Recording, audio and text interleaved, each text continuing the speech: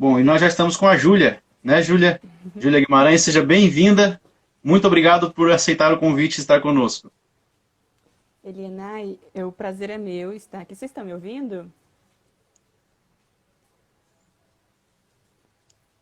Elianai, oi, boa Alô? noite. Boa noite, estou ouvindo agora. Ok. É um prazer estar aqui com você. Eu me sinto muito surpreendida com o convite, até porque a gente não se conhece pessoalmente e Deus proporcionou esse encontro e a gente tem uma amiga em comum que fez a ponte e eu me sinto muito privilegiada de estar aqui com vocês, de compartilhar um pouco sobre o que eu tenho aprendido e um pouco da minha trajetória nesse sentido de ser mulher, de viver no agora e de como traçar essa caminhada. Eu estou muito feliz por estar aqui, me sinto honrada. Obrigada pelo convite, Elianai. Imagina, nós que agradecemos e também agradeço desde já, né, como você mesmo citou a ponte, né, a Bruna, né, nós estávamos fazendo um contato, eu e a Bruna, e eu falei, olha, Bruna, preciso para dia 8 de uma mulher que tenha uma história legal, que seja inspiradora, que tenha algo interessante para passar. Ela falou, olha, tem uma menina que com certeza tem uma história muito legal, muito inspiradora, uma pessoa muito para frente e que tem algo muito bom a acrescentar. E aí nós entramos em contato e eu fico muito feliz por Deus também ter proporcionado que a gente conhecesse pessoas assim como você para estar acrescentando.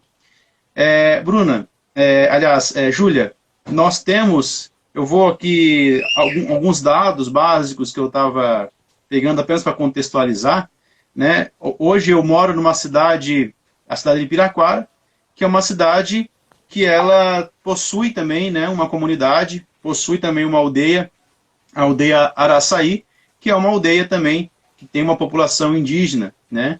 Essa população, desde muito cedo, nós aprendemos na escola, nós fomos educados a respeitar, a entender a cultura, a estudar, até porque nós sabemos que todos nós devemos ser gratos e temos, né, uma história com a tradição indígena. Isso é muito legal, é muito importante. É verdade, como nós vamos conversar, que na prática, muitas vezes, não se efetiva dessa forma. Né? Bom seria se todas as crianças crescessem, né, com a mesma cultura, com a mesma educação que aprendemos, mas é importante, né, essa sua fala hoje, essa sua conversa conosco, para mostrar para as pessoas o que de fato é efetivo, o que de fato tem avançado, quais os retrocessos que têm acontecido. Então é muito importante e vai ser muito legal ter essa fala com você. Júlia, eu gostaria que você se apresentasse um pouco para a gente, de forma nesse início, pelo menos de forma resumida, a questão da sua formação, os seus estudos, sua linha, até a questão da ascendência também, importante para contextualizar os nossos telespectadores, vamos assim dizer.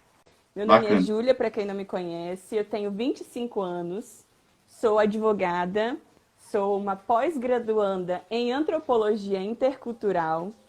Meu nome também é Paimeti Chikrin, porque eu sou uma descendente da etnia Xikrin, dos Kayapó Xikrin. E você, Helena, compartilhou que cresceu perto de uma aldeia, que sempre teve, visualizou isso, cresceu, foi ensinado a respeito. Eu não tive isso. A minha criação foi um pouco diferente. Eu nasci em Altamira, no estado do Pará, mas moro aqui no Espírito Santo há uns 17 anos. A minha graduação eu me formei em Campos dos Goytacazes, no Rio de Janeiro. A minha Olha, pós-graduação tem sido em Anápolis, Goiás, então é um pouquinho de cada canto. E no meio dessa trajetória toda, no meio desse andar, né, pelo Brasil inteiro, eu tenho descoberto algumas coisas. E é isso que me. Entender isso, entender de onde eu vim, entender quem esteve antes de mim para eu chegar até aqui, qual foi o ponto inicial, o ponto de partida, entender todos esses detalhes me fizeram quem eu sou hoje. Hoje eu estou sendo convidada para compartilhar da minha história por uma pessoa que não me conhece, que mora na outra ponta do país, porque um dia eu tomei ciência daquilo que daquelas pessoas que me antecederam, da história que que estava antes de eu chegar, que foi escrita antes de eu chegar, e ter orgulho disso e pesquisar sobre isso e me lançar nisso me fez chegar até aqui. Então, se você está escutando isso, se você parou o seu dia, sua noite para ouvir o que eu tenho para compartilhar, então, de todas as coisas que eu vou falar aqui, tenha orgulho de quem você é, de onde você veio, de quem te antecedeu. Não despreze essas coisas, porque você pode achar que são muito pequenas, que são até que não tem tanta importância, mas tem importância sim. E você se lançando sobre isso, e você tendo orgulho disso, você vai chegar em lugares muito longe, como eu estou chegando hoje. Longe territorialmente, longe em espaço, longe em pessoas, e essa história pode chegar ainda mais longe, e eu creio nisso. Mas não foi por algo que eu comprei, porque algo que eu construí, mas foi por ter ciência daquilo que me tornou e daquilo que me fez chegar até aqui. Perfeito. Júlia, é muito legal essa sua abordagem, porque muitas vezes algumas pessoas elas têm o nosso caso, nós vamos tratar, né, especificamente, estamos falando a respeito da sua história, né? Você tem uma ascendência específica, claro, mas que ela se aplica para todos os que estão nos ouvindo, né? Tem muitas pessoas que às vezes às vezes tenta esconder a profissão do pai, tenta esconder onde mora, tenta esconder as origens, né, as raízes, e são as raízes que muitas das vezes escondidas é que elas nos transmitem a seiva para que nós estejamos crescendo. Sem elas, nós não podemos chegar a lugar algum. E eu queria aproveitar, inclusive, e recitar rapidamente, se você me permite, um poema Raízes, que trata exatamente sobre isso. Que nós possamos, com essa fala da Júlia, que vai ser continuada, valorizar um pouco mais, olhar um pouco mais para trás, não no sentido de que ficou, mas no sentido de raízes realmente. O poema se segue da seguinte forma: enquanto na terra nada aparece, no subsolo tudo se acontece. A terra é perfurada em busca de segurança, enquanto acima ainda só há esperança. Há raízes, tão escondida fazes teu trabalho. E eu, em ato tão falho, penso que a semente tardou brotar, quando, na verdade, já há muito tempo tu estavas a se espalhar. Não há uma grande árvore sem raiz forte, e quando não as há, é certa a morte. Afinal, quem corta a raiz, corta a vida. Árvore sem raiz é árvore falida. E quando a árvore grande balançar, não esqueça das raízes que estão a sustentar, que embora ninguém as possa ver, sem elas sequer frutos a árvore poderia ter. E quando sentados, aproveitando as sombras das folhas belas, estivermos desfrutando com razão felizes, não nos esqueçamos jamais delas, abaixo de nós, nos sustentando escondidas as raízes. Com esse poema, eu gostaria de dar continuidade, então, à nossa conversa, e que para que todos nós, assim como você, possamos olhar para as nossas raízes e tirar delas o sustento para nós continuarmos e valorizarmos que só somos fortes hoje porque tivemos raízes bem fundadas. Júlia, eu gostaria, dentro desse tom, de perguntar para você, você comentou de forma resumida a sua história e como você mesmo disse, o seu momento, né? E realmente, de fato, olhando, é uma visão de sucesso. Uma advogada, pós-graduanda, estudando, tendo a sua história sendo levada, mas a gente sabe que isso envolveu superação, né? Eu gostaria que você falasse exatamente nesse sentido, aproveitando até que hoje é Dia da Mulher, sobre como é ser, para você hoje, mulher indígena. Eu até não sei se esse é o termo correto, tá? Peço até perdão, e se não for, me corrija. Como é ser mulher indígena hoje no Brasil? Claro. Assim, vou te explicar um pouco tecnicamente o que é ser Perfeito. indígena primeiro. Ser indígena no Brasil, segundo a Convenção 169 da Organização Internacional do Trabalho, que foi um tratado internacional homologado, ou seja, que é válido aqui no país, aqui no Brasil, em território nacional, e tem força até superior às leis e inferior à Constituição, ele é supralegal e infraconstitucional. Através dele, ele nos garantiu aos povos indígenas o direito de é indígena aquele que se autodetermina indígena, ou seja, aquele que olha para si, olha para os seus traços, olha para a sua história e se identifica como indígena. E se declara autodeterminação como indígena.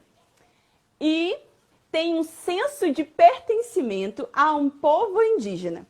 O que é um povo indígena? Povos indígenas são aqueles que estavam aqui no Brasil antes da tão conhecida descoberta do Brasil, que hoje já nem se fala mais descoberta do Brasil, porque analisando todos os fatos, né, é muito mais razoável a gente determinar aquele ato, aquele acontecimento como guerra da conquista. Porque não foi um descobrimento assim, foi uma guerra, aconteceu uma guerra. Pessoas de outros países navegaram e chegaram aqui no nosso território, encontraram pessoas aqui, entraram em guerra, muitas pessoas morreram e os indígenas que estavam aqui, que são também conhecidos como povos pré-colombianos, sofreram ainda mais porque não tinham o poder de fogo que eles tinham.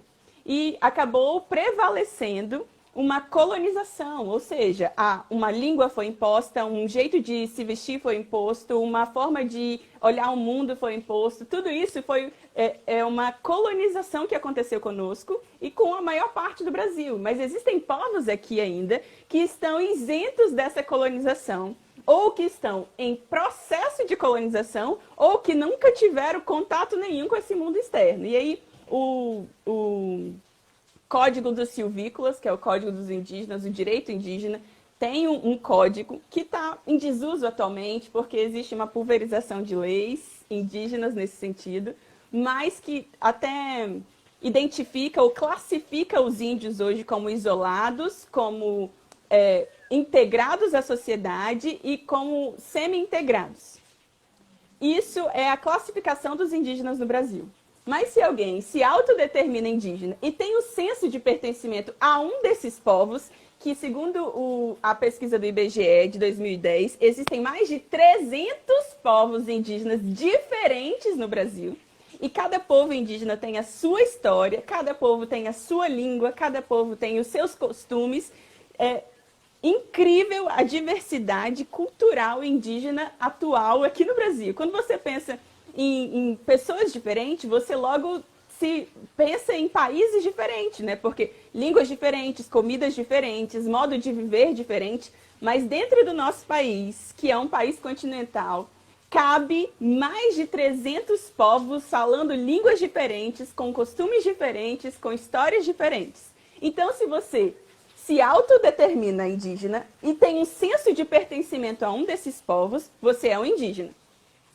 Eu confesso que a FUNAI tem estabelecido, no mês passado até, emitiu algumas novas regras que estão sendo contestadas a respeito disso. Mas até o presente momento é assim que funciona. Isso é ser indígena. Ser uma mulher indígena hoje no Brasil é ter consciência dessa história. É saber a que povo você pertence. É entender que a sua língua materna tem uma origem diferente, é entender que os seus conceitos sobre o mundo e a forma como que você enxerga o mundo é diferente, totalmente diferente. Os objetivos, a forma de se posicionar no seu dia a dia, a forma de falar, todas essas coisas são diferentes por conta daquela sua cultura. Eu, Júlia, me considero indígena, como eu já disse, mas por algumas experiências que eu tive na minha vida recentemente. Eu não nasci com a consciência, eu sou uma indígena, eu não fui ensinada dessa forma, pelo contrário, eu fui ensinada de que eu tinha que me afastar totalmente dessa cultura, que eu tinha que correr para longe e que eu tinha que fazer de tudo para ser muito bem sucedida longe disso tudo, porque se eu me vinculasse a esse povo, se eu me vinculasse a essa história, se eu me vinculasse a esse passado, eu nunca sairia ou chegaria em lugares diferentes. Isso que eu fui ensinada. Mas, através de algumas experiências que eu tive, isso foi sendo mudado. E ser hoje, respondendo diretamente a sua pergunta, ser uma mulher indígena hoje, atualmente, é ter consciência do meu passado, ter consciência dos direitos que eu tenho e ter consciência daquilo que eu quero para o meu futuro. E ser firme resistindo a todas as investidas que tem de me fazer esquecer ou me separar dessa minha identidade. Isso que é ser mulher indígena hoje. Perfeito, perfeito. É impressionante o quanto nós somos, falando na primeira pessoa, quanto eu, né? Quanto somos, às vezes, alienados em relação ao nosso povo, que de fato é o nosso povo, é a nossa origem, né? E você comentou, eu acho que o censo de 2010, você falou mais de 300 povos, né? São 800 mil, hoje, pelo levantamento que eu vi, são cerca de 30 tribos que não foram contactadas aproximadamente ainda. Não sei se está correto esses dados. Ou seja, é muita gente, é muito povo. Como você falou, são muitas línguas diferentes, né? Isso só demonstra a riqueza que nós temos. Querer nivelar numa cultura só, querer nivelar, como você mesmo colocou, colonizar, é empobrecer a nossa cultura, é empobrecer a riqueza que o nosso país tem. E isso é muito legal. Helena, inclusive, quando a gente fala em ser índio, a primeira imagem que vem na nossa mente é aquela figura que está estampada nos livros de história da nossa escola, do nosso primário. É aquela Perfeito. pessoa que não veste roupas, que come o que caça, que come aquilo que pesca, que não conhece as coisas que a gente conhece, que não entende o português. Isso é ser índio. Mas é engraçado como, às vezes, quando eu me apresento para alguém que não me conhece, e é a primeira vez que eu estou falando sobre isso, ou alguém que nunca ouviu minha história, quando eu falo assim, não, eu sou indígena, a pessoa leva um susto. Porque rompeu-se aquela imagem do índio que tinha na mente dele. E isso é tão incrível que acontece até hoje. E eu falo no sentido de incrível, de assustado mesmo, de ser um susto, de ter na atualidade pessoas que pensam desse jeito. Inclusive, eu encontro pessoas em ambientes de conhecimento, no ambiente acadêmico, em vários locais assim que a gente espera ter uma postura diferente, mas que continuam do mesmo jeito. Pessoas tão evoluídas, com tanto conhecimento a respeito de outras áreas, mas que ainda trazem a mesma reação, a primeira reação de se assustar com essa nova identidade. Perfeito. E é impressionante isso mesmo. Nós temos estereótipos, né? Criamos rótulos. O índio, ele, como você mesmo falou, ele tem que andar descalço, ele tem que andar mal vestido, ele tem que... se você vê um índio com o celular na mão, como é que pode? Ou seja, esses estereótipos vão sendo criados e que eu acredito que para o índio que está, como você falou, está se reconectando, está falando, peraí, eu sou, né, se identifica, se aceita e fala, eu não vou ficar, como você mesmo comentou, eu tenho um espaço a conquistar. Só que, claro, esse espaço a conquistar, ele vai enfrentar algumas barreiras. E eu queria saber de você, quais são algumas barreiras, quais são os avanços que você já enfrentou, que você já conseguiu, que você tem observado, e especialmente comentando sobre a questão do meio acadêmico, para você ser uma bacharel, ser uma estudante, enfrenta-se essa resistência também no meio acadêmico. Tipo, peraí, o que está fazendo? Eu estudava sobre os índios, agora tem uma índia estudando comigo, o que está acontecendo? Né? Existe esse preconceito, existe? Muita coisa, Helena, muita coisa. Assim, eu vou compartilhar um pouco sobre como foi essa minha trajetória e aí eu vou respondendo essas perguntas a decorrer disso. Perfeito. Vamos fazer assim, então? A nossa próxima pergunta já ia ser exatamente sobre isso. Se você quiser, já fica interessante. Para você contar, então, para nós sobre a sua história. Desde que você saiu daquela menina que não queria ou que era orientada a não se aproximar do seu passado, até a Júlia, hoje, da atualidade. E também o nome, se você quiser citar, né, o nome indígena, né, que eu não vou arriscar, que eu não consegui decorar, mas fique à vontade para compartilhar a sua história. Eu acho que vai ser muito legal para todo mundo. Aquilo que eu vou compartilhar com vocês agora não aconteceu do dia para a noite. Foram anos e anos, e cada coisa foi a seu tempo. Então, o que eu vou contar para vocês aconteceu em um decorrer longo, um período longo de tempo. Eu nasci em Altamira, mas a minha avó sempre foi, assim, se você olhar uma foto dela, você vai ver que ela é índia. Ela não precisa falar nada, ela não precisa se autodeclarar, você olha não, essa mulher é índia. E ela é dessas índias, ela nasceu numa tribo e toda a minha infância, no caso, a minha mãe é a filha mais velha da minha avó. Então eu sou a segunda geração depois da minha avó. E ela sempre contou pra gente, sempre contou não, o que era contado nas entrelinhas das conversas familiares e que não era falado na frente dela era que a tribo dela sofreu um ataque de homens brancos e todos morreram. Ela sobreviveu e ela foi adotada por uma família branca. Essa era os únicos fatos apresentados e essa história era contada pra gente durante toda a nossa infância, adolescência e tal.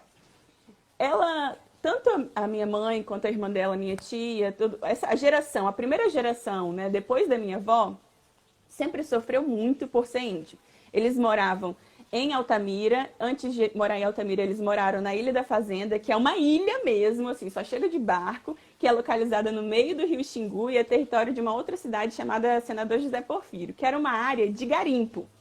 Então tinha muito garimpo, muitos seringueiros, esse era o comércio daquela área.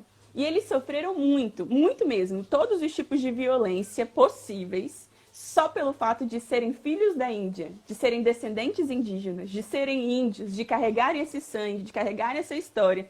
Mesmo que ela tenha sido adotada ou criada por uma família branca, os traços indígenas sempre foram muito presentes e sempre levaram elas, a família, as mulheres e os homens também, a um lugar de vergonha, de desprezo, de dor. Então, quando eu falo assim, eu fui ensinada a viver longe de tudo isso, a não me aproximar disso, tem uma justificativa.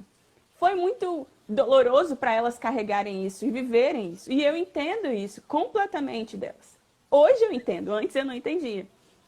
E quando eu tinha 8 anos, nós nos mudamos aqui para o Espírito Santo por outros motivos, e eu cresci aqui. Só que aqui foi diferente. Eu tinha 8 anos, então toda a minha adolescência, final da minha infância e adolescência, eu cresci aqui. E as pessoas aqui achavam o máximo. Eles olhavam pra gente assim, olha, eu moro numa cidade muito pequena, tem menos de 30 mil habitantes em Mimoso do Sul. Então aqui todo mundo conhece todo mundo. Quando alguém diferente chega, as pessoas já se perguntam, quem é fulano? Por que as pessoas se identificam como filho de não sei quem, neto de não sei quem? E perguntavam e a gente falava assim, não, a gente veio do Pará, tal, nós somos vocês são índios? Porque o que mora no Pará, índio, né? Também é outro estereótipo. Mas vocês são índios? Somos índios. Aí eu contava essa história para eles, que me foi contada. E eles ficavam, nossa, o máximo, um índio, olha só, estou estudando. Então foi uma recepção diferente para minha geração, que sou neta da minha avó, né? Óbvio, mas enfim. Foi diferente pra gente crescer num lugar territorial diferente e numa cultura diferente. A gente tinha orgulho disso, era motivo da gente chegar e as pessoas nos aceitarem de forma diferente. E foi muito legal isso. Eu passei mas teve momentos muito críticos, porque eu lembro que no 7ª, 8ª série, eu estudava com minha prima e a gente tinha aprontado alguma coisa muito séria. E a professora, no meio da sala, no meio de todo mundo, falou bem assim, vocês estão fazendo o que aqui? Lugar de Índia no meio da mata. Vocês não têm que aprender a ler, não. Vocês têm que aprender a caçar e comer do jeito que os índios comem.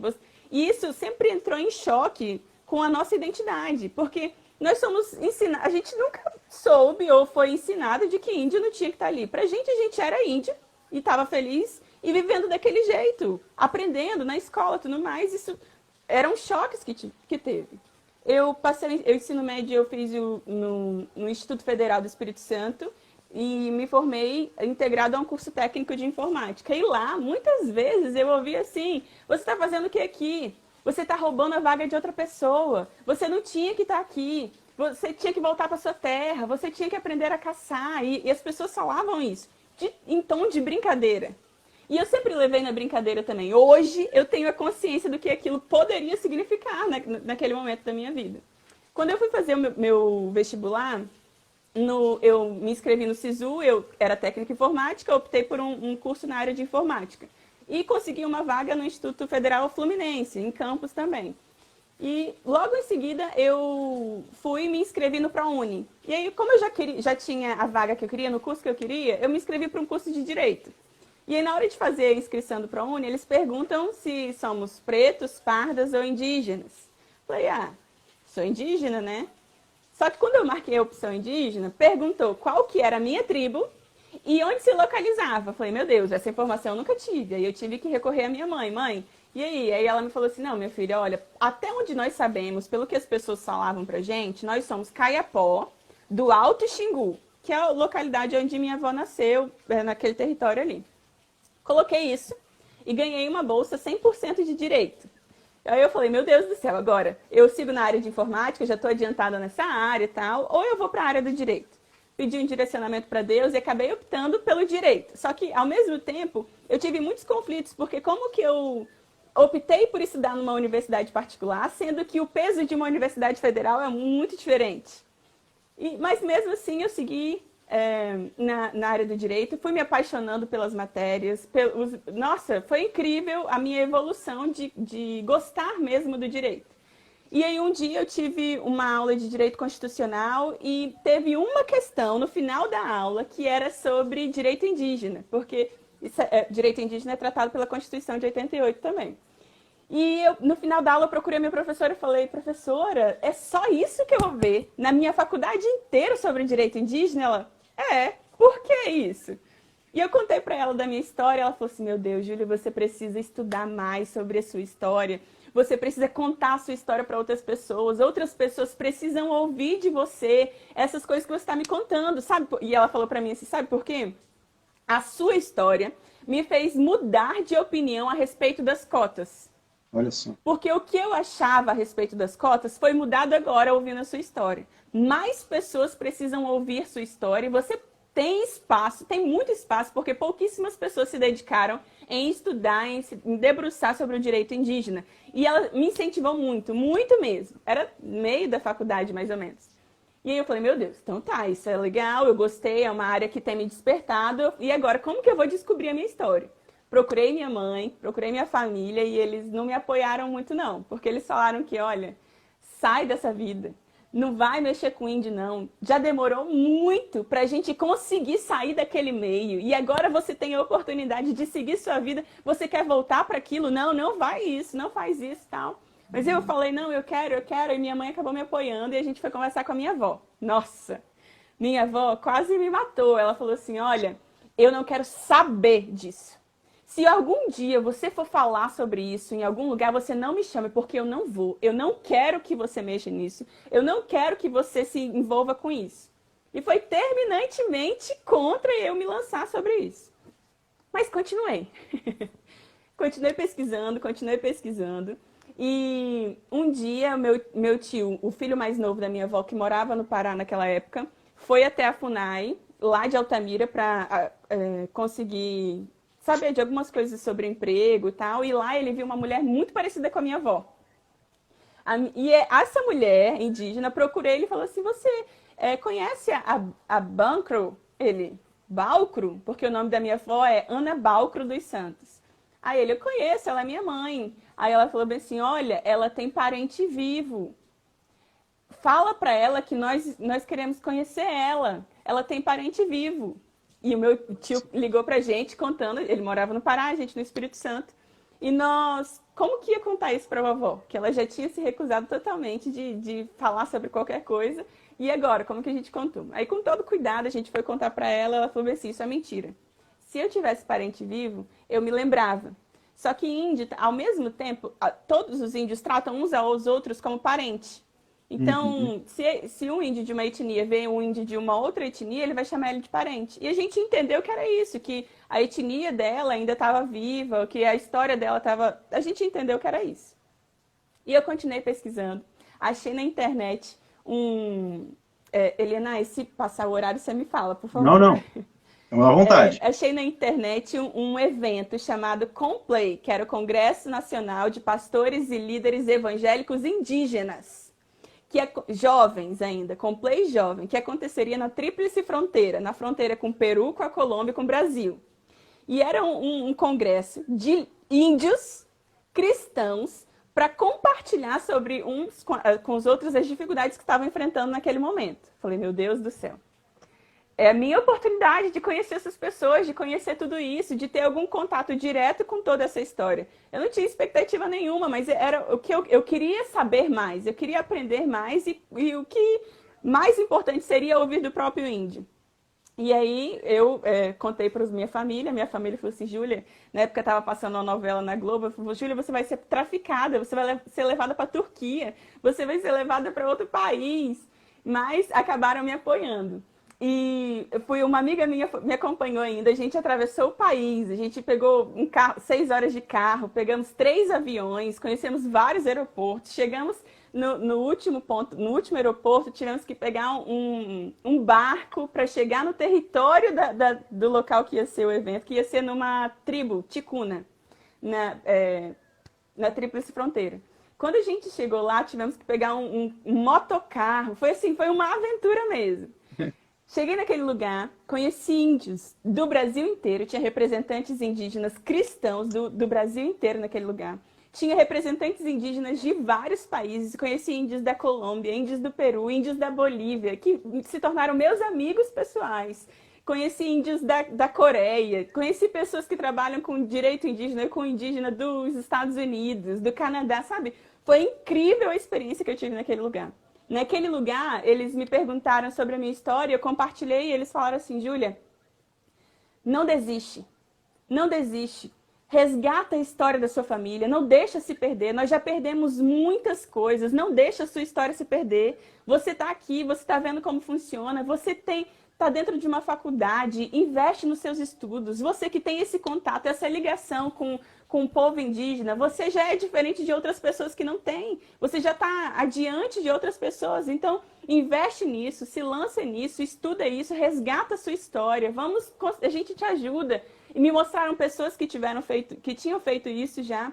E assim, foi uma experiência extraordinária. Mudou completamente a minha visão sobre tudo. Voltei para casa com aquela história inteira. Com aquela euforia, tinha uns 22 anos, ou menos. E foi incrível aquilo que eu vivi lá. E eu comecei a pesquisar.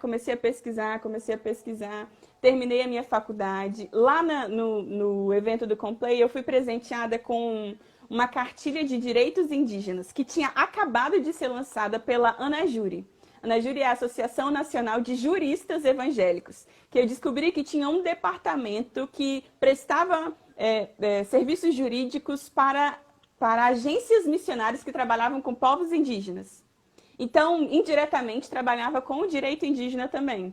E eu era cristã, eu era uma jurista e eu me lancei nisso, fiz um processo seletivo, participei de um curso que foi onde eu conheci a Bruna. Nós fizemos parte da mesma turma do Academia ANAJURE. E comecei a estudar ainda mais o direito indígena, terminando a faculdade, tirando a carteira da ordem e tudo mais.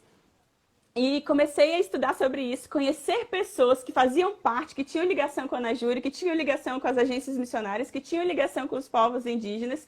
E isso foi se estreitando, os laços foram se estreitando, os estudos foram se estreitando e tudo mais. Quando terminei a faculdade, no início de 2019, eu fui a um evento da ANAJURE em Brasília. E lá eu conversei com o pessoal, eu compartilhei um pouco da minha história também, e eles falaram assim, Júlia, você precisa escrever um livro. E eu sempre ouço essa história, essa frase. Todas as pessoas falam assim, Júlia, você precisa escrever um livro. Só que naquela vez foi diferente. Algo despertou, sabe, um senso de urgência surgiu. E um dos meus amigos da rodinha falou bem assim, Júlia, eu já escrevi um livro, eu sei como que é, eu te ajudo. E aí ele começou a me mandar dicas, a falar das etapas e tudo. E falou assim, olha, a primeira etapa é uma etapa investigativa. Isso foi em 2019. No início de 2019, eu sentei com a minha mãe, com os meus amigos e falei assim, olha, eu quero fazer isso, quero investigar o que aconteceu de verdade. Em novembro de 2019, final do ano, foi eu, a minha mãe e uma amiga que manja de tecnologias de câmera, que está inclusive aqui online, a Lana, um abraço, amiga, eu amo você, viu? E ela foi com a gente até o Pará, voltou para Altamira com a gente. E lá, quando chegamos lá, fomos sem agenda nenhuma. E aí, estando lá, nós começamos a procurar as pessoas que estavam vivas e que presenciaram a chegada da minha avó nessa família que adotou ela. E a gente começou, aí a gente pedia indicação de um nome para outra, aí a gente foi conversar com a família dela que morava lá, a gente começou a conversar com os irmãos dela, com as pessoas que a gente fez esse trabalho. E a gente descobriu que o que aconteceu foi o seguinte: em torno de 1959, nem tinha FUNAI ainda, era o SPI, que é o Serviço de Proteção ao Índio, que um grupo indígena entrou em conflito com um grupo de garimpeiros da região da Ilha da Fazenda, naquela região onde a minha avó cresceu. Lá, 2 garimpeiros morreram nesse conflito. O prefeito da cidade lançou uma nota no jornal convocando 50 homens armados para matar esses índios, por causa do conflito, já que atrapalhava todo o comércio daquela região, que gerava muito dinheiro para Altamira. E aí ele lançou isso, o SPI descobriu, o SPI mandou uma equipe liderada pelo Afonsinho e pelo Chico Meirelles para fazer esse primeiro contato com os índios, e eles seguiram São muitos detalhes, eu estou tentando resumir todas as coisas, mas eles seguiram o lema do Coronel Rondon, que era morrer se preciso for, matar nunca. Então eles foram encontrar esse grupo de índios, fizeram esse primeiro contato. Nesse primeiro contato, por total desprezo do SPI, muitos índios morreram de doenças de branco, que os índios não tinham resistência no corpo, fisicamente, para enfrentar aquilo. Doenças simples, como gripe, como sarampo, como coisas que são facilmente combatidas, os índios não tinham esses anticorpos necessários. Então, mais da metade daquele grupo morreu. Minha avó ficou órfã nesse... Importante, Júlia, que nós estamos falando sobre esse contato e essa questão que você está falando sobre a doença de branco e tal, nós estamos falando do século passado, né? Nós estamos falando de 1500. Já tinha vacina. Exatamente, nós estamos falando de 70 anos atrás. Exatamente. Perfeito. É importante. Estão vivas. Exatamente, perfeito. Às vezes a gente acha que parece que essa questão batalha índio, branco, ficou lá para 1500, 1600. Não, estamos falando de 70 anos atrás, de 50 anos atrás. Nós estamos falando de coisas que acontecem hoje em dia, que estão acontecendo agora, né? E nós não imaginamos. Por isso que é importante essa sua fala, é muito legal.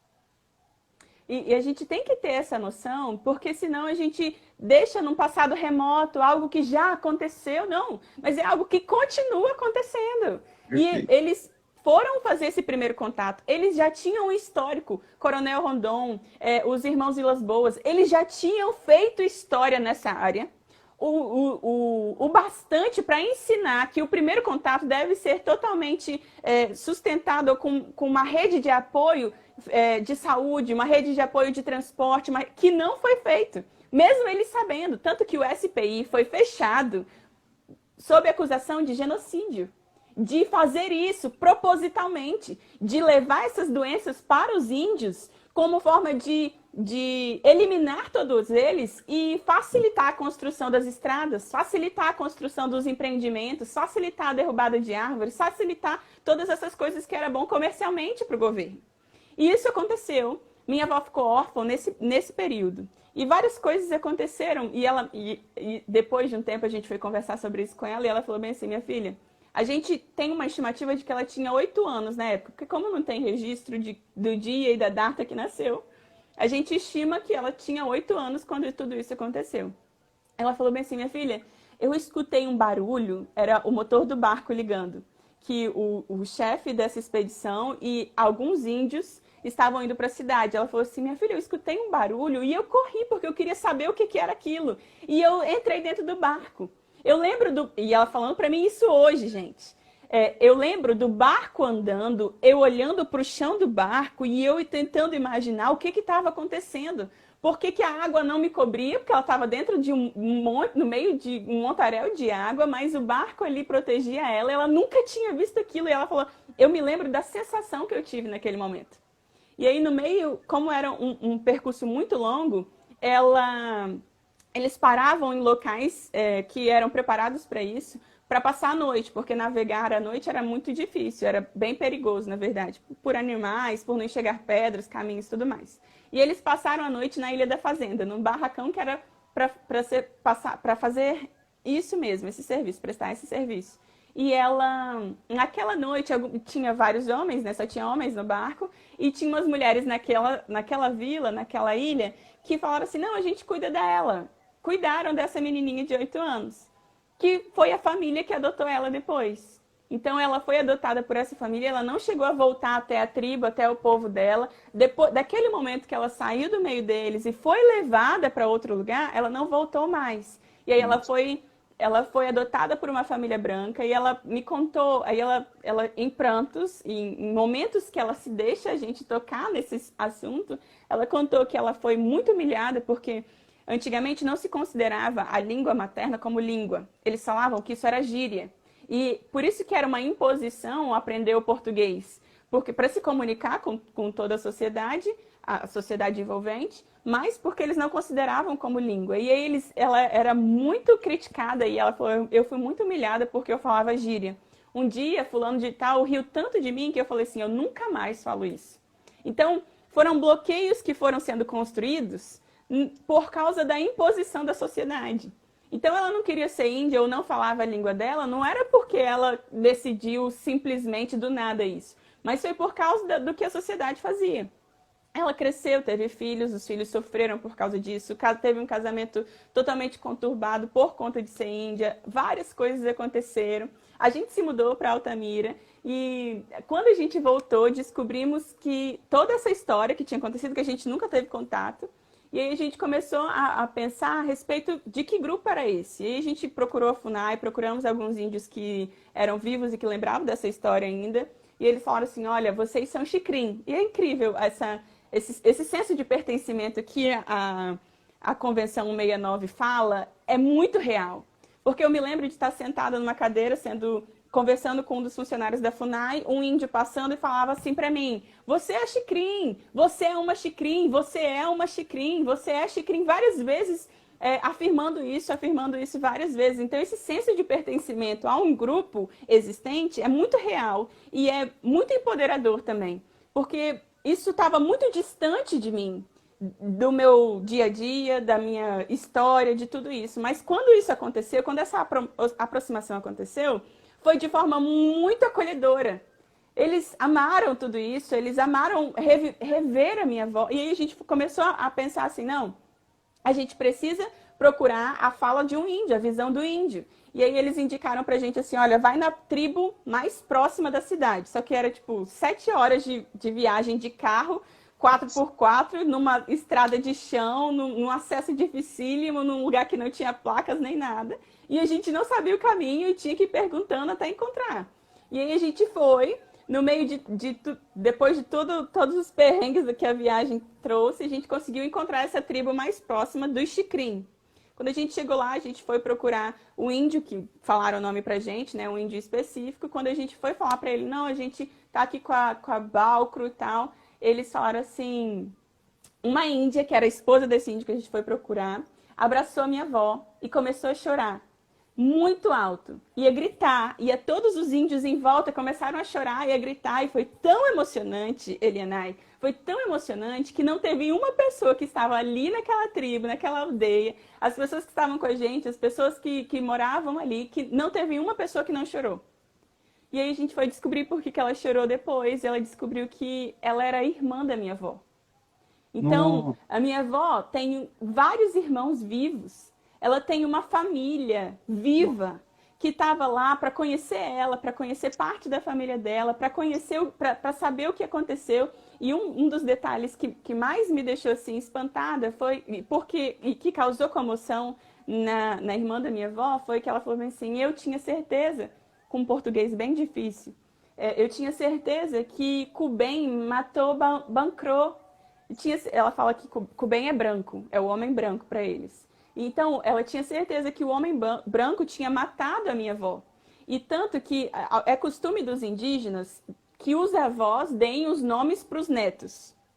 E eles dão os nomes daqueles que já morreram, dos que já faleceram. E ela chamou uma das netas dela e falou bem assim, olha, essa é Bancro.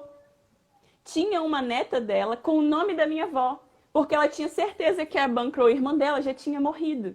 Então, foi uma coincidência e um fato novo na cultura Xikrin por causa desses acontecimentos, dessa separação, de toda essa história envolvendo a minha avó, envolvendo a minha família.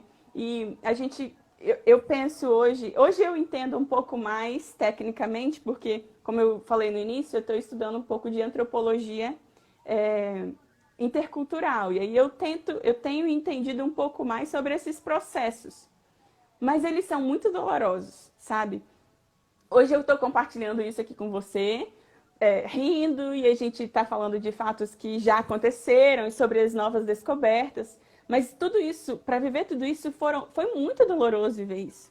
Enfrentar todas essas coisas e vencer elas, porque foram barreiras grandes estabelecidas, e não foi estabelecida de uma forma agora, não foi estabelecida de pouco tempo para cá, mas foi estabelecida desde quando a minha avó passou por aquilo com 8 anos de idade. Então, ela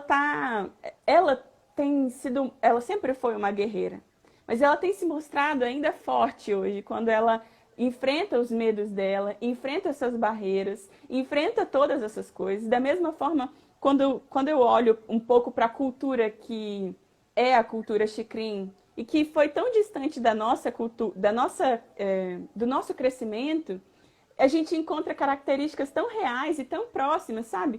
É olhar para aquele que te antecedeu, é olhar e reconhecer os seus traços, é saber que tudo isso ainda é real e é no agora, mas que tem uma origem. O poema que você falou sobre raízes é exatamente isso.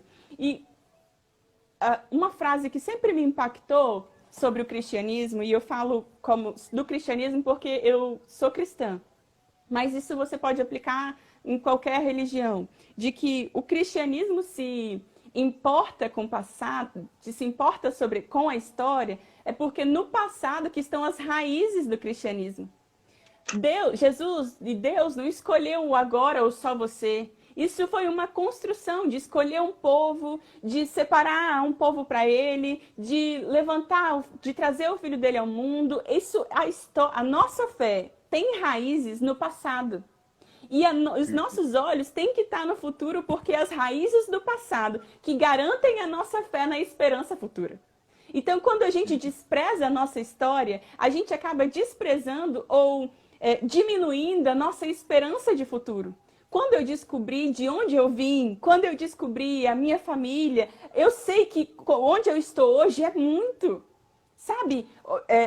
Ter um senso de pertencimento a um povo e uma autodeterminação como indígena, hoje, como advogada, é muito maior do que se eu não tivesse isso. As minhas conquistas já não são só minhas conquistas, são as conquistas de um povo. Isso é incrível. E, ao mesmo tempo, é muito doloroso. Porque quando eu compartilho isso, e isso é uma das suas perguntas, porque eu tenho enfrentado problemas acadêmicos por ser uma mulher indígena. Sim, eu tenho enfrentado. Como você percebeu, eu sou um pouco prolixa. Não, eu falo um pouco e eu falo um pouco alto também. É importante, Júlia, tudo o que você está comentando é importante, até sobre essa questão que você falou da questão do pertencimento. Eu acho que é muito legal que nós, que não temos passado por essas dificuldades, entendamos essa sensação de pertencimento, de contemporaneidade também. Por quê? Porque quando eu coloco que a batalha entre brancos e índios ocorreu em 1500, até o meu senso de responsabilidade ele se anula. Porque eu não tenho responsabilidade nenhuma com o que aconteceu há 500 anos atrás. Acredito, né? A pessoa tem na mente dela. Agora, quando ela entende que isso tudo que você falou está acontecendo hoje, está acontecendo agora, aí sim, quando eu não entendo que eu tenho responsabilidade sobre isso, eu estou me omitindo sobre um problema que tem acontecido agora, sobre um povo nosso, mas não um povo que ficou na história, um povo que está vivendo dia a dia comigo e tem sofrido ao ponto de que a derrota, vamos assim dizer, ou o esquecimento da tribo era tido pela sua mãe, pela sua avó como uma vitória, né? A sua mãe olhou para você e falou assim: que bom que nós conseguimos sair dessa, bola para frente, vamos esquecer desse nosso passado. Então, que isso também, essa sua palavra, Júlia, ela se aplica para tudo, para as pessoas. Que história incrível, que história maravilhosa, história de superação e história também de não desistência, de perseverança. Porque tem muitas pessoas hoje em dia que elas preferem esquecer o problema do que ir lá e tratar ele. Né? Às vezes é um filho que a pessoa está com um problema, mas não, deixa, é melhor nem mexer mais. É a família que a pessoa já não vou tentar lutar mais por isso. São tantos sonhos, são tantos projetos que às vezes as pessoas preferem esquecer do que lutar por eles. E você lutou por algo que, culturalmente falando, era muito mais fácil esquecer.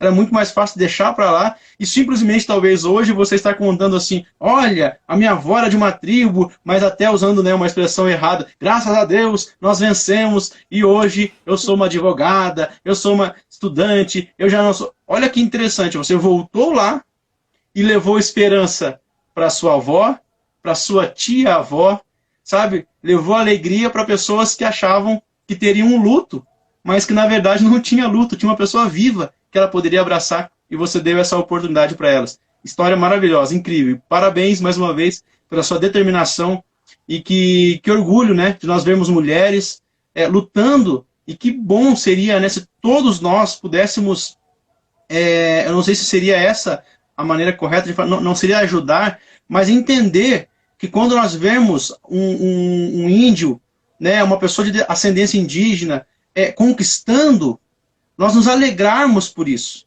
Nos alegrarmos pelas nossas raízes, pelos nossos povos, estar conquistando seu espaço e não virar motivo de chacota para nós. Como você mesmo colocou. O que você está querendo estudar? Você tem que ir lá caçar no meio do mato. Você tem que ir lá comer fruta do pé. Você, sabe, não é isso. Nós temos que nos alegrar com esse pertencimento que nós temos. Que bom que nós temos. Que bom que o nosso povo não foi, o nosso verdadeiro povo não foi extinto.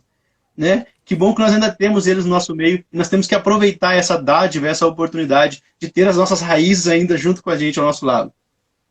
Com certeza. E assim, hoje é Dia da Mulher, e algo que eu tenho e que eu preciso falar aqui é Perfeito. que hoje eu estou contando essa história para você. Desse jeito, assim, quem me conhece, eu falo desse jeito, eu amo compartilhar sobre a minha história. Mas foi uma luta muito grande eu vencer os meus medos para estar aqui contando essa história. E não é porque eu tive que me cercar de vários títulos, de bacharel em direito, de advogada, de uma futura antropóloga ou de uma pós-graduanda em antropologia intercultural, de uma técnica em informática. Eu tive que me cercar de vários títulos para eu conseguir estar aqui compartilhando essa história. E as mulheres que estão ouvindo isso podem achar que, mas hoje ela é advogada, hoje ela é uma antropóloga, hoje, sabe? As pessoas que estão ouvindo isso podem achar que eu só estou falando isso por causa dos meus títulos. Mas não pense desse jeito. A minha história já era assim antes de eu ter esses títulos, sabe? Não foram esses títulos que trouxeram essa história para mim. Foi a minha própria história, foi as mulheres que me antecederam, sabe? A minha avó me compartilhou algo que ficou muito chocante para mim e que me marcou demais. No dia que nós fomos na Ilha da Fazenda, ela falou bem assim, ela chorando, em prantos, chorando, desesperada, no meio da rua. E ela falava assim para mim, minha filha, aqui eu nunca fui aceita como branca, como cristã. Porque para eles cristão também é branco. Porque é uma religião branca, né? Cristão, eu nunca fui aceita como cristã. E ela falava assim, olha, eu deixei de falar gíria, eu aprendi o português, eu ia à igreja, eu fazia de tudo, mas eu nunca fui aceita como branco. Então você nunca vai alcançar a felicidade ou a plenitude de uma vida em Deus, ou a sua vida cotidiana, normal, você nunca vai alcançar isso se você não tiver orgulho de quem você realmente é. A minha avó está experimentando hoje, ela já está na terceira idade, ela está, sabe, no final dos dias. Em nome de Jesus, ela vai viver de muitos anos ainda, mas ela precisou esperar tudo isso acontecer, sabe? A neta dela voltar para isso, voltar para essa história, para ela poder ter orgulho daquilo quem ela é. E não gastar, porque ela gastou grande parte da vida dela tentando ser alguém que ela nunca conseguiria ser, que era uma mulher branca. Mas ela pode ser uma mulher indígena, uma mulher cristã, uma mulher que tem orgulho dos traços, que se sente bonita em Deus, que se sente bonita pela história que tem. por causa de tudo que ela viveu e de tudo que ela venceu na vida dela. E ela tem experimentado isso agora. E é lindo da gente acompanhar isso, mas ao mesmo tempo nos traz uma tristeza, porque ela poderia ter experimentado isso muito antes. Eu sei que a sociedade, há 50 anos atrás, era uma sociedade diferente, mas a sociedade agora nos leva a pensar sobre isso. E se eu, que estou vivendo isso agora, tenho experimentado isso, eu preciso levar outras mulheres a se descobrirem lindas, plenas, naquilo que elas realmente são, sem negar quem elas são, para elas conseguirem essa plenitude também. Perfeito. Você resumiu por completo. Exatamente isso. Deus nos quer assim, né? Deus nos quer que nós nos aceitemos da forma que nós somos, o que nós somos, né? Não buscar uma comparação com outras pessoas, né? Não buscar, às vezes, ser aceito. E a gente, claro, como você mesmo colocou desde o início, não tem como culpar alguém que estava numa cultura que oprimia. Então, realmente, é muito mais fácil você se adequar o ambiente, o contexto pede, que a tua vida, em tese, vai ser mais fácil. Então, nós não conseguimos nem culpar, né? E aquilo que você falou agora, que é uma coisa interessante, e eu faço uma pergunta, talvez caminhando para a nossa conclusão sobre tudo isso, você tem tema e tem repertório para falar muito, né? Nós nem entramos ainda em vários temas que você trabalha como pesquisadora, na parte da desculturalização e tantas outras áreas, mas é muito, muito interessante mesmo. Mas nesse ponto de vista, agora falando, vamos partindo um pouco para a questão de propósito. Você acredita que essa tua história, essa tua luta, tem parte, você descobriu isso como o seu propósito de vida, como algo que você percebe que é isso que eu vou fazer de entrega pelos outros, né? Como você falou, a minha avó está na terceira idade, mas quem sabe, com a sua história, com o seu trabalho, com a sua experiência, com os resultados que vocês tiveram, jovens possam já desde a adolescência, desde a infância, quem sabe, ou num futuro que Deus nos permita isso, as nossas crianças indígenas já não nasçam já com essa situação, nasçam já com essa sensação de pertencimento, já nasçam numa sociedade mais desenvolvida, uma sociedade mais igualitária, uma sociedade mais respeitosa. Você entende que esse teu trabalho, que essa sua... você tem essa sensação de pertencimento, de propósito também, de que você tem um caminho muito longo pela frente ainda para fazer com que gerações possam ser abençoadas com a sua história? Total, assim, eu tenho muita convicção disso. Eu não sei como isso vai acontecer, eu ainda não tenho claro como isso vai se materializar, mas eu tenho plena convicção de que isso vai acontecer. Eu sempre tive certeza de que eu fui criada para mexer com isso. Assim, é bem polêmico falar sobre essas coisas, usar alguns termos que alguns vão concordar ou não. Vou tentar ser menos polêmica um pouco, mas Perfeito. Quando eu ouvi essa história da minha avó, eu sempre gostei de ser índia. Sempre gostei, tirando esses momentos isolados de episódios, né? Mas eu sempre gostei de ser índia. Quando eu me inscrevi no vestibular, que eu optei por ser indígena, e quando eu optei pela faculdade de Direito, eu falei, meu Deus, será que eu estou fazendo a escolha certa? Eu perdi a oportunidade de estudar numa instituição federal novamente, eu já tinha saído de uma instituição federal, eu sabia como funcionava, eu sabia o peso de um diploma federal, e eu optei por uma particular, que era um ambiente totalmente diferente, mas foi um direcionamento de Deus. E eu acatei. Falei, tá, eu não entendo, mas o Senhor entende mais do que eu, então eu vou acatar a sua vontade. E fui me apaixonando pelo direito. Em alguns momentos eu cheguei a repensar, porque alguns anos depois eu descobri que eu também tinha passado numa universidade federal para direito. E eu falei, meu Deus do céu, eu perdi a oportunidade de fazer um direito numa federal também, mas enfim. Quando chegou na minha formatura, olha, 5 anos depois, na verdade, quando a minha professora me incentivou, naquele momento, parece que as coisas, os caminhos da minha vida confluíram, se encontraram e juntaram para uma única direção. Porque eu tinha a minha história e eu tinha a minha profissão. Naquele momento que ela falou assim, Júlia, você tem espaço para isso, você tem tudo para se dar bem nisso, faz isso. Foi no momento que eu falei, meu Deus, eu posso juntar a minha história, eu posso juntar a minha vida profissional e seguir no mesmo rumo. Esse momento foi bem marcante para mim. Mas no dia da minha formatura, minha avó já tinha voltado a morar no Pará, ela mora no Pará hoje, e eu colei grau em um dia e ela não pôde ir porque ela mora no Pará, e ela me ligou no dia seguinte para me dar parabéns. Ela me ligou e falou, minha filha, sua formatura foi ontem, né, tal. Eu falei, avó. E aí ela não conseguiu falar mais nada. E ela só chorava, chorava, chorava, chorava, chorava, chorava, e eu entendi, porque algumas vezes eu tinha falado para ela, e naquele momento eu repeti, falei, vó, a faculdade que eu estou fazendo agora foi por sua causa. Foi porque você é índia que eu consegui me formar em direito hoje.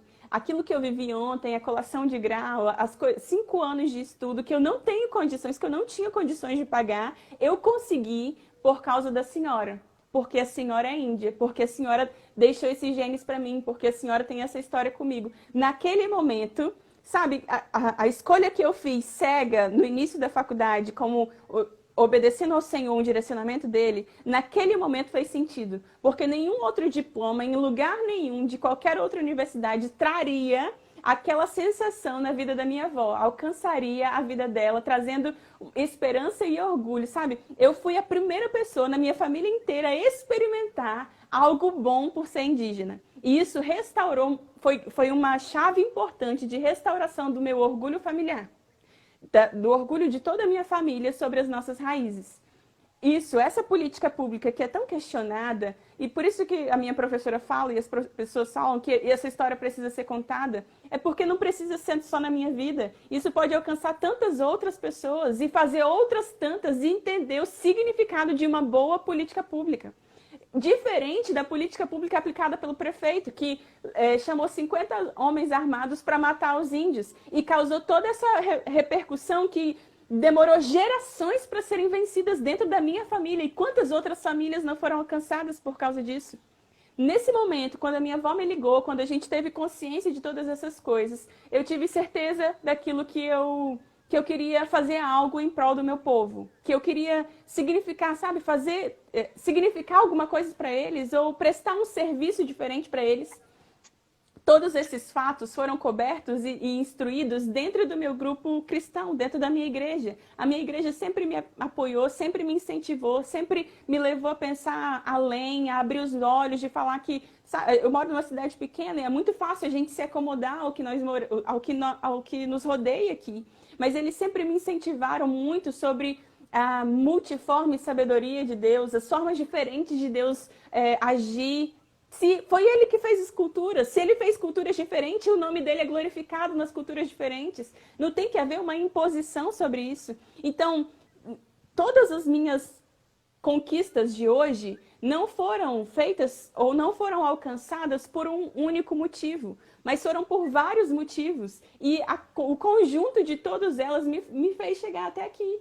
E chegando até aqui hoje, eu sei, eu posso contar para outras pessoas como é chegar até aqui, que é bom, é muito bom. Ver a minha família sendo mudada, ver a história sendo restaurada, ter a sensação de que a história da minha família é a história do meu país, de que muitas pessoas viveram aquilo que eu estou vivendo e de que não é uma coisa que já passou, mas que é uma coisa tão atual e tem tantas outras pessoas lutando por isso. E agora, como advogada, eu tenho um objetivo e profissional e ministerial, porque eu entendo isso também como ministério. Se Deus me trouxe até aqui, porque em todos esses momentos ele se fez presente, então ele tem um propósito ministerial nisso também. Então, se todas essas coisas aconteceram e me trouxeram até aqui, é porque eu posso contar para outras pessoas que isso é possível e chegar em outros lugares também. Perfeito. Eu acho que isso que você comentou agora é talvez quase que um tapa na cara de quem às vezes critica algumas políticas públicas, né? Só precisamos de uma bolsa, de alguém que se identificou como indígena para resolver um problema de gerações. Né? Então, esse que é o problema. Quando nós falamos assim, não, mas não precisa de sistema de cotas, não precisa. Quando nós falamos isso, infelizmente, não generalizando, e claro que é importante, as discussões são abertas, mas é porque geralmente nós desconhecemos a raiz do problema. E geralmente nós desconhecemos, descontextualizamos, descontemporaneizamos, jogamos lá para trás. Não, é um problema do passado, hoje todo mundo tem... Não, nós não temos os mesmos pontos de partida, nós não temos as mesmas barreiras, nós precisamos reconhecer isso. Nós estamos numa sociedade bem desigual, uma sociedade bem desnivelada, onde realmente muitas pessoas podem estudar, mas o ponto de partida, a estrada, as barreiras, os pedregulhos, eles são diferentes para cada pessoa, para cada cultura. Igual você mesmo comentou, você precisou de uma política de cotas para entrar. Talvez, se não fosse por elas, você não conseguiria entrar. E mesmo entrando, mesmo sendo colocados, entre aspas, em pé de igualdade para entrar, o caminho também foi difícil, o caminho também foi diferente com as dificuldades.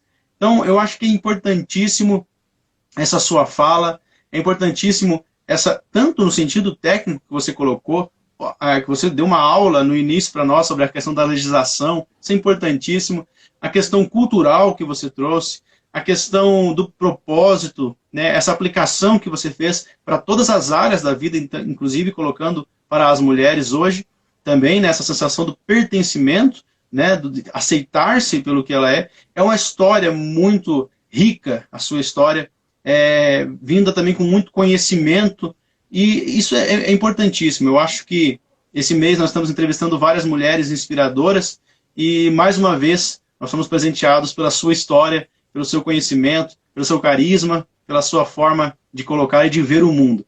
Muito feliz, Júlia.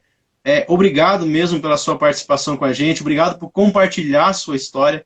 A gente vai estar aí na sequência pegando alguns trechos dos vídeos também, né, para estar colocando na rede social ali, que geralmente é o que dá mais, o pessoal assiste mais, geralmente o pessoal não consegue muito pelas lives acompanhar, mas nos vídeos eles acompanharão. E a sua história, com certeza, é uma história linda, uma história muito bonita, e é uma história que precisa ser não só assistida, mas uma história que precisa ser refletida. Ser, sabe, aquela história que durante a gente às vezes tem que manter a postura na frente da câmera aqui, mas por várias vezes a gente sente um soco no estômago, sabe? A gente fala assim, rapaz, eu não acredito que está acontecendo algo assim. É inadmissível, não é possível, isso não acontece. Porque na minha rua, aqui está todo mundo cada um dentro da sua casinha, todo mundo com o seu carro. Você não imagina o que acontece dentro da nossa população, dentro da nossa cultura. Que pena que ainda isso acontece. Mas que alegria, que felicidade, que Deus tenha levantado pessoas como você, pessoas como outras também, que eu tenho certeza que já têm sido levantadas pelo Brasil afora, para reverter esse quadro, para dar esperança, né, para a nossa população indígena, para dar esperança para o nosso povo, para as nossas raízes. Júlia, muito obrigado pela participação e, por favor, a sua palavra final para todas as mulheres e também para todos que estão nos ouvindo e, quem sabe, também para todas as pessoas que têm passado pela mesma situação que você, que talvez tenham preferido esquecer o passado para começar uma nova história. O que você pode dizer para essas pessoas nas suas palavras finais? Obrigada, Eliana, pelo convite mais uma vez. Eu me sinto muito honrada mesmo de conseguir estar aqui e compartilhar um pouco da minha história, porque, como eu falei, essas conquistas não são só minhas e não são reservadas apenas para mim. É reservada para toda aquela pessoa que deseja vencer essas coisas na vida. E não é só porque você pretende ter um futuro profissional bem de sucesso, bem resolvido, mas é para você vencer familiarmente, sabe? Tem barreiras dentro de nós, como mulheres, como pessoas, que só são vencidas quando a gente encontra a origem desses problemas. A minha família é uma família de mulheres fortes, e isso é muito presente na nossa cultura também, na cultura xicrim. Eu fiquei de falar, Eliana, e nem repetir de novo o meu nome. Depois, quando a gente chegou na aldeia, nós fomos batizadas com o nome pela nossa avó também. E eu recebi o nome de Paimeti Xicrim. É o nome de uma das mulheres que antecederam e que já não estão mais conosco. E esse nome coube a minha mãe recebeu o nome também. Então, mais do que uma descendente indígena, hoje eu sou uma indígena. E eu me apresento como indígena por causa disso, pelo senso de pertencimento, pela essa autodeterminação. Você, mulher que está ouvindo isso hoje, no Dia da Mulher, um dia tão especial que a gente costuma ganhar chocolates, ganhar flores. E eu sei que palavras têm um grande potencial de mudar a sua situação atual. Eu não tenho pretensão de te fazer sair do lugar. Eu só quero te dizer que é possível. que é possível você vencer todas essas coisas e encontrar coisas que te levarão a lugares maiores e mais longe daquilo que você conquistou. Não se acomode no seu lugar, não deixe a sua palavra ser menosprezada porque você é uma mulher. Muitas vezes, algo tão sério como é a minha história, se fosse um homem contando essa história, talvez ganharia uma repercussão diferente. Mas você, mulher, não deixe que outras pessoas diminuam a sua palavra ou a sua importância. A sua história é importante. Você é importante. Deus te fez assim e sinta-se plena naquilo que Deus te fez, porque Ele tem poder para fazer isso e para te levar a lugares que as suas características vão ser essenciais para você ser bem resolvida naquele lugar. Não despreze suas raízes, não despreze sua história, porque elas vão te levar para bem longe e bem mais alto. E como foi o poema que o Elienay contou aqui, recitou para a gente no início, né? Árvores grandes têm raízes profundas. Encontre as suas raízes profundas, que você vai se tornar uma árvore bem grande. Obrigada, Elienay. Obrigada por essa oportunidade. Muito obrigado, Júlia. Obrigado pelas palavras. Obrigado por compartilhar sua história conosco. Um grande abraço e até a próxima. Tchau, tchau, Júlia.